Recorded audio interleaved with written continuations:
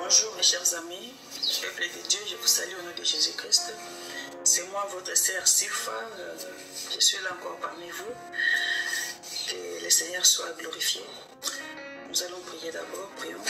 Père éternel, merci pour ces moments merveilleux que tu m'as accordé de venir dans la présence de ton peuple pour donner le message que tu nous as donné. Seigneur, cher Saint-Esprit, je demande l'orientation, aide-moi à faire sortir ce que tu as mis dans mon cœur, afin que ton peuple soit averti au nom de Jésus-Christ. Amen. Peuple de Dieu, je suis encore là parmi vous. Le message est sérieux, mes chers amis. Et donc, c'est quoi? La semaine passée, j'ai dormi. Pendant que je dormais, je me suis vue quelque part. Donc, je n'étais pas seule. Nous étions nombreuses. Alors, du coup, je vis des messieurs entrer dans la salle où nous étions. Il y avait beaucoup de gens dans la salle. Et ces deux messieurs étaient armés. Ils nous ont kidnappés, nous tous qui étions là-bas. Et ils nous ont amenés quelque part. Je ne sais où. Et quand nous sommes arrivés, c'est quelque part là-bas, on nous a mis par terre. Nous étions tous assis par terre. Et il y avait encore des autres messieurs qui venaient. Ils prenaient des personnes encore. Ils prenaient des adés, ils les amenaient de l'autre côté. Quand ils venaient encore, après je crois 10 minutes, ils prennent encore d'autres deux personnes, ils amènent de l'autre côté. Au fur et à mesure. Et on s'est demandé, mais où est-ce que ces gens amènent d'autres personnes? Et qu'est-ce qu'on fait ici? Et ça devenait préoccupant.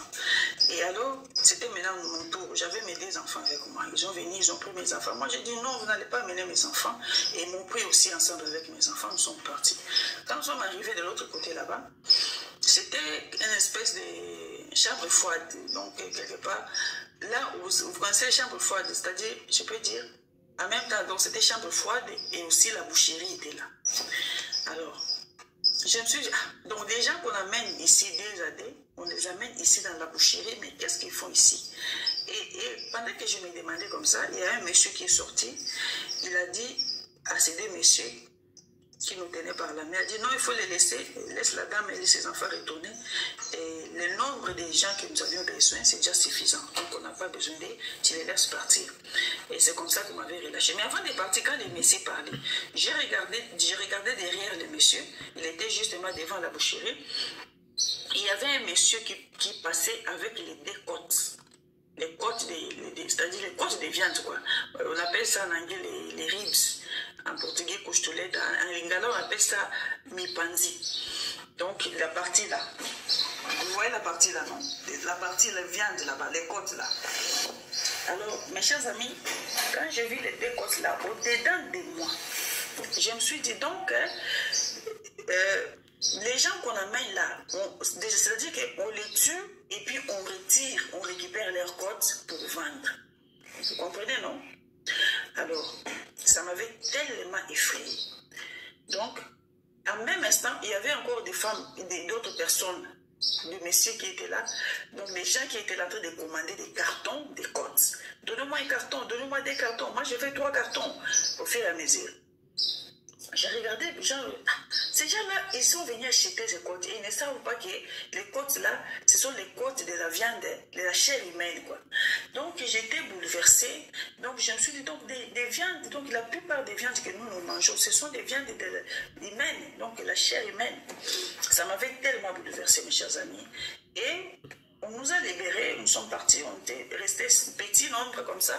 Nous sommes partis pendant que j'attendais les transports. Et je me suis vu avec mon carton de côtes. J'ai regardé aussi les gens qu'on avait libérés avec leur carton de côtes. En tout cas, je n'avais pas compris. Et puis, je me suis réveillée. Quand je me suis réveillée, je me suis assise comme ça sur mon lit. Je me demandais, mais quoi? C'est un rêve, je viens de rêver, c'est quoi? Je n'ai pas compris. Je n'ai pas compris. Donc, Ça m'avait tellement bouleversée. J'ai dit, oh mon Dieu. Donc, faisons attention. Donc, cette fois-ci, on va faire attention. Comment faire attention? Comment choisir maintenant quand on va dans les supermarchés? Hein? On voit que tout est propre, tout est beau. Le Seigneur m'a montré la réalité. Je n'ai pas dit que tout ce qui se vend au marché est mauvais. Mais peut-être on mélange. Peut-être ces gens-là font des mélanges, des viandes. Il y a des ceux qui viennent de la chair, donc des animaux naturellement comme ça. Mais il y a des ceux qui viennent de la chair humaine. Donc on mange des viandes de chair humaine. La chair humaine. Donc, ça ne m'avait pas plu du tout.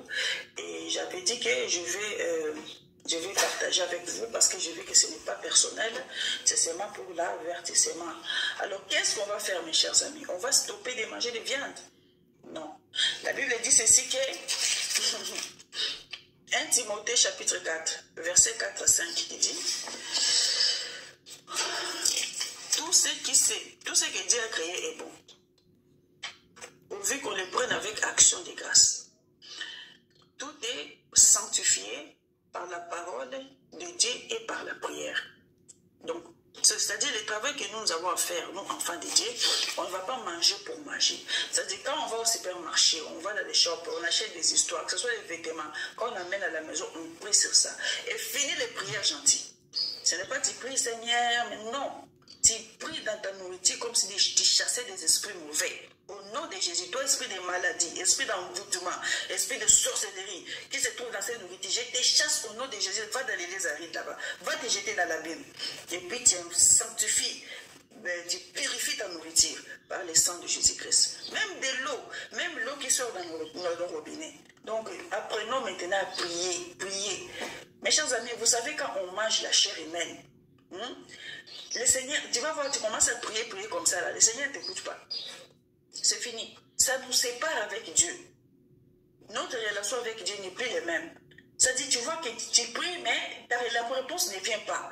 Pourquoi? Parce qu'on est souillé, on mange la chair humaine. Et le Seigneur nous révèle. Qu'est-ce qu'on va faire? On va sanctifier, prier. On va prier et prier avec beaucoup d'autorité. C'est pourquoi j'ai dit, finis les prières gentilles. Donc, mes chers amis, vous qui avez de vos viandes à la maison, ne jetez pas. Seulement priez et bon appétit. Comprenez, non? Que ça ne puisse pas nous décourager parce que moi, là, je ne saurais pas être végane. Je ne saurais pas être végane. Moi, je me suis habituée, je mélange mes viandes, je fais mes brailles. Donc, avec les côtes là, donc je vais prier. Donc, je vais prier seulement. Shalom, shalom, bien-aimés. Je voulais partager les messages que Dieu m'avait donnés depuis le 2017. C'était au mois d'août. Avant de dormir, j'ai fait ma prière et puis j'ai dormi. Quand je me suis dormi, je voyais, c'est comme si j'ai marché, je partais quelque part. À un moment donné, j'ai regardé en haut, je vis, c'est comme si les nuages sont devenus sombres.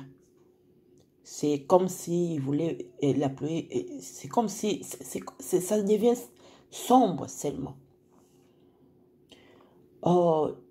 J'ai regardé les gens, tous les gens qui étaient là, ils étaient comme distraits. À un moment donné, je voyais, c'est comme si là-haut, c'est comme s'il y a un tremblement de terre, quelque chose comme ça. Je me suis mis en genoux, j'ai commencé à pleurer, je me disais que c'est l'enlèvement. Je pleurais tellement, j'ai entendu la voix qui me disait, ne pleure pas, regarde. Je suis mis debout, j'ai commencé à regarder en haut. Tout en coup, je voyais, c'est comme si un écran sortait en haut. Je vis les gens qu'ils étaient dans un meeting comme ça. Batouana surtout, Bazalaika Mibali, ils étaient des hommes et Bazalaiki va couleur Yamindele, c'était les blancs. Bazalaki na meeting na bango, Bazalaki belé, Balataki va veste noire, ils étaient habillés, le veste noir et puis les chemises blanches. Mais en regardant bien, j'ai vu orateur. de ces meetings-là, il est venu. Le monsieur a commencé à parler. Tout à coup, le monsieur était comme... C'était vraiment pas un blanc, mais il était comme un métis. Il avait des cheveux afro, beaucoup de cheveux. Après un moment donné, la voix me dit encore, regarde, je vis le monsieur, ses cheveux transformés en des cornes. Et la voix me disait, c'est lui le diable, c'est lui le diable. Ils sont dans un meeting, ils voulaient détruire toute la nourriture que vous mangez. Ils voulaient détruire tout ce que vous utilisez comme à manger, comme à boire. Alors, va dire au monde, des prières avant de manger, des prières avant de boire, des prières avant de faire tout ce que vous voulez faire. Je me suis réveillée.